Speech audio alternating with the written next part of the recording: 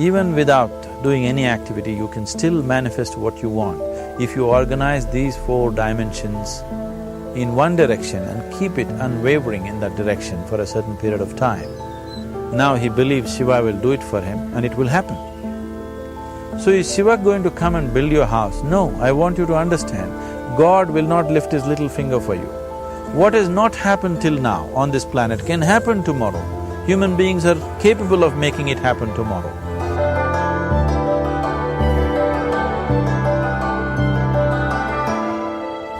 Everything we as human beings have created on this planet was essentially first created in our minds. All that you see, which is human work on this planet, first found expression in the mind, then it got manifested in the outside world. The wonderful things that we have done on this planet and the horrible things that we have done on this planet, both have come from the human mind. So if we are concerned as to what we create in this world, it's extremely important that first of all we learn to create the right things in our mind. How we keep our minds? If we do not have the power to keep our minds the way we want it, what we create in the world is also going to be very accidental and haphazard. So learning to create our minds the way we want is the basis of creating the world the way we want. There is a wonderful story in the yogic lore. On a certain day, a man took a walk. He went for a long walk. Accidentally, unawares, he walked into paradise. Fortunate, isn't he? He just took a walk and he landed up in paradise. After this long walk, he felt little tired. So he thought, oh, I'm tired, I wish I could rest somewhere. He looked around, there was a nice tree, underneath which there was very cushiony grass. So it was inviting. He went and put his head down there and slept. After a few hours he woke up, well rested, and he thought, oh, I'm well rested, but I'm feeling hungry, I wish I had something to eat.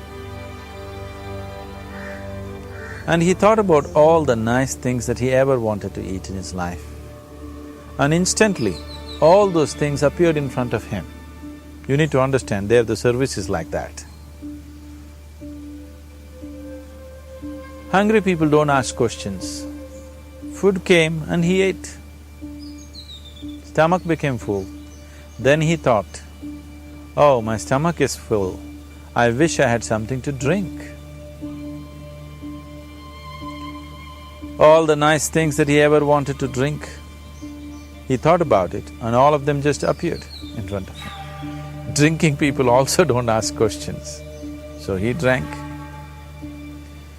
Now with a little bit of alcohol in him, you know Charles Darwin told you, all of you are monkeys, your tail fell away. Not me, Charles Darwin told you that you were all monkeys and your tail fell away and then you became human. Yes, definitely the tail fell away. But the monkey, in yoga, we always refer to an unestablished mind as markata, which means a monkey. Why we are referring to the mind as a monkey is, what are the qualities of a monkey? One thing about a monkey is, it's unnecessary movement.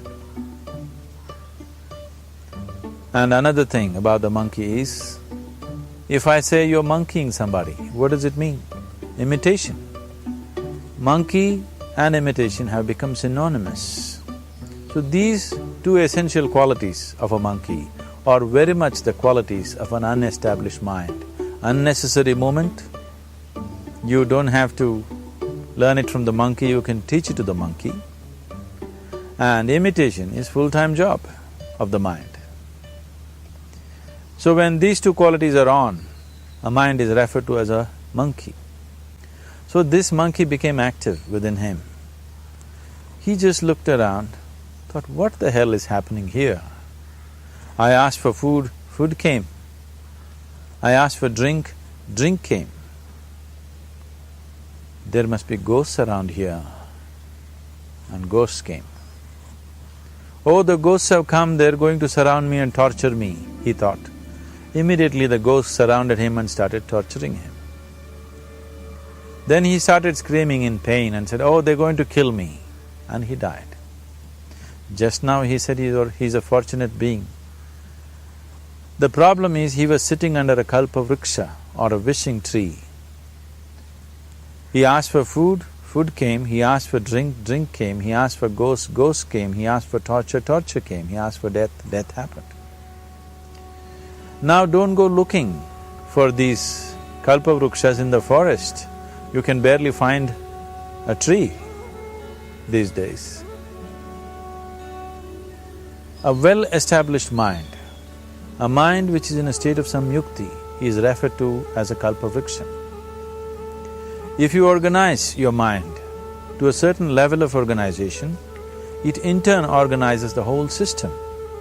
Your body, your emotion, your energies, everything gets organized in that direction. Once all these four dimensions of you, your physical body, your mind, your emotion and the fundamental life energies are organized in one direction, once you are like this, anything that you wish happens without even lifting a little finger actually. It would help to assist it with activity, but even without doing any activity, you can still manifest what you want if you organize these four dimensions in one direction and keep it unwavering in that direction for a certain period of time. Right now the problem with your mind is, every moment it is changing its direction. It is like you want to travel somewhere and every 2 steps if you keep changing your direction, the question of you reaching the destination is very remote unless it happens by chance. So, organizing our minds and in turn organizing the whole system and these four basic dimensions of who you are right now in one direction, if you do this, you are a kalpavruksha yourself. Anything that you wish will happen. But right now, if you look at your lives, everything that you have wished for till now, if it happens, you have finished. Everything and everybody that you have desired for, if all of that lands up in your house today, could you live with that? Once we're empowered like this, it's very important that our physical action, emotional action, mental action and energy actions are controlled and properly directed. If it is not so, we become destructive, self-destructive. Right now, that is our problem. The technology, which is supposed to make our life beautiful and easy, has become the source of all the problem that we are destroying the very basis of our life, which is the planet. So what should have been a boon, we are making a curse out of it. What has brought incredible levels of comfort and convenience to us in the last 100 years or so has also become a threat to our life simply because we are not conscious action, we are in a compulsive state of action. So organizing our minds fundamentally means moving from a compulsive state of activity to a conscious state of activity. You might have heard of people for whom they asked for something and beyond all expectations it came true for them. Generally this happens to people who are in faith. Now, let's say you want to build a house. If you start thinking, oh, I want to build a house, to build a house I need 50 lakhs, but I have only 50 rupees in my pocket, not possible, not possible, not possible. The moment you say not possible, you are also saying I don't want it. So on one level, you're creating a desire that you want something, on another level, you're saying I don't want it. So in this conflict, it may not happen. Someone who has some faith in a god or in a temple or whatever, who is simple-minded. Faith works only for those people who are simple-minded. Thinking people, people who are too much thinking, for them it never works. A childlike person who has a simple faith in his god or his temple or whatever, he goes to the temple and says, Shiva, I want a house. I don't know how, you must make it for me. Now in his mind there are no negative thoughts. Will it happen? Will it not happen? Is it possible? Is it not possible? These things are completely removed by this simple act of faith. Now he believes Shiva will do it for him and it will happen. So is Shiva going to come and build your house? No, I want you to understand, God will not lift his little finger for you. What you refer to as God is the source of creation. As a creator, he has done a phenomenal job, there's no question about it. Could you think of a better creation than this? Is it in anybody's imagination to think anything better than what is there right now? So as a creator, he has done his job wonderfully well. But if you want life to happen the way you want it, because right now, the very crux of your happiness and your well-being is this. If at all if you're unhappy, the only and only reason why you're unhappy is life is not happening the way you think it should happen. That's all it is. So if life is not happening the way you think it should happen, you're unhappy. If life happens the way you think it should happen, you are happy. It's as simple as that. So if life has to happen the way you think it should happen, first of all, how you think, with how much focus you think, how much stability is there in your thought, and how much reverberance is there in the thought process will determine whether your thought will become a reality or is it just an empty thought. Or how you do not create any impediments for your thought by creating negative thought process. This possible is something possible or not possible, is destroying humanity. What is possible and not possible is not your business, it's nature's business. Your business is just to strive for what you want. Right now you're sitting here, if I ask you two simple questions, I want you to just look at this and answer this. Right now from where you're sitting, can you just fly off? You say no.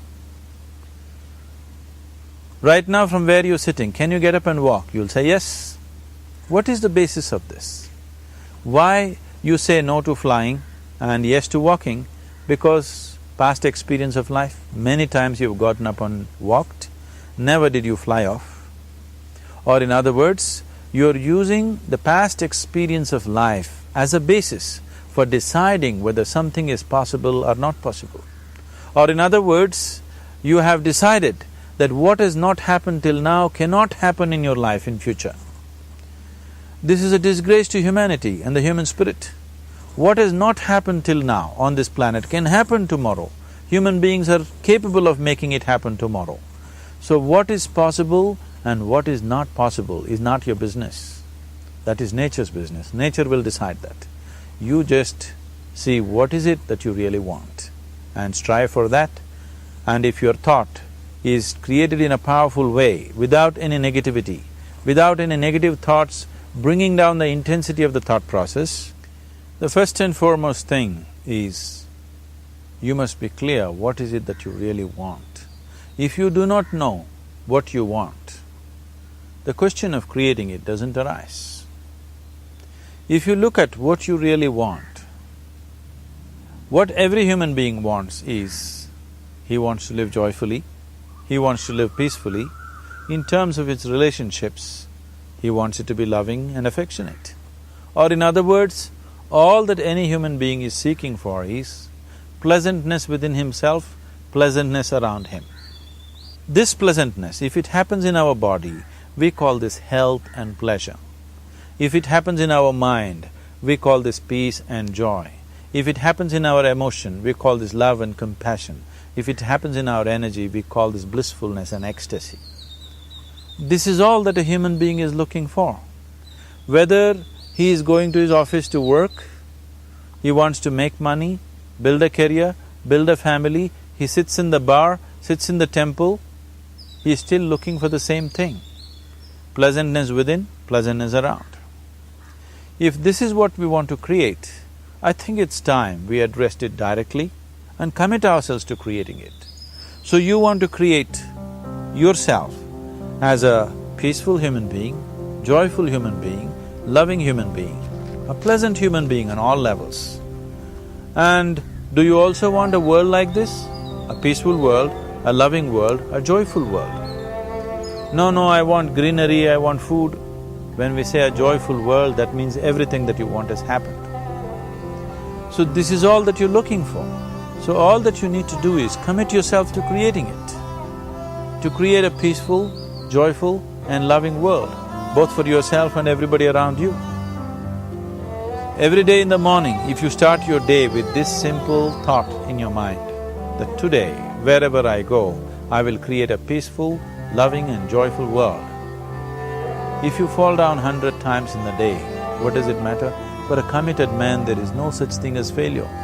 If you fall down 100 times, 100 lessons to be learnt. If you commit yourself like this to creating what you really care for, now your mind gets organized.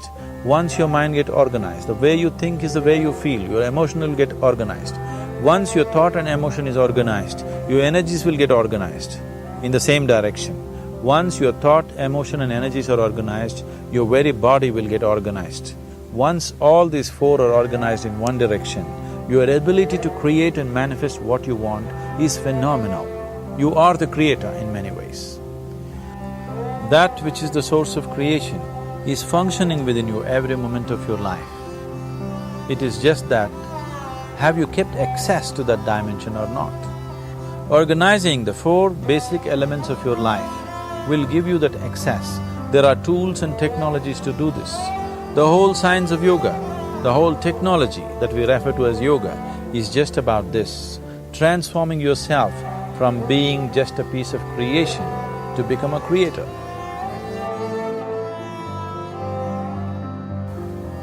It is my wish and my blessing that every human being in this world should have this access to the source of creation within himself, so that he can function here as a creator, not just as a piece of creation.